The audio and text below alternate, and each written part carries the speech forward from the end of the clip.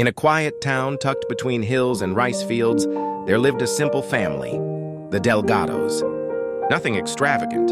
No big house, no fancy car. Just a small home with creaky wooden floors, mismatched curtains, and a kitchen that always smelled like love. The father, Mang Tonyo, was a tricycle driver. Rain or shine, he'd be out by sunrise, his old cap on, whistling as he warmed up the engine.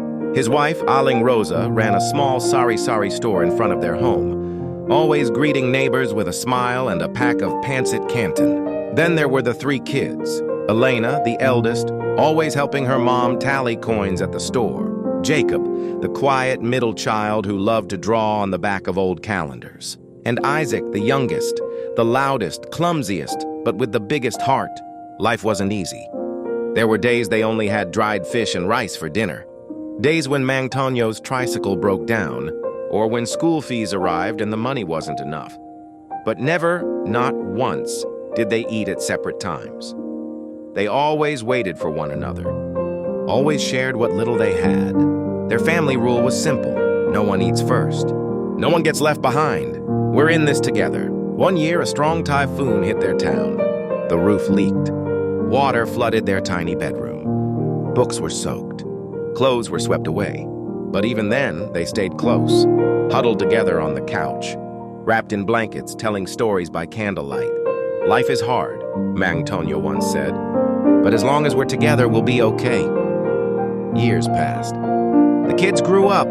Elena became a nurse, Jacob, a graphic artist, Isaac, a teacher. They moved to different cities, even countries. But every December, without fail, they came home.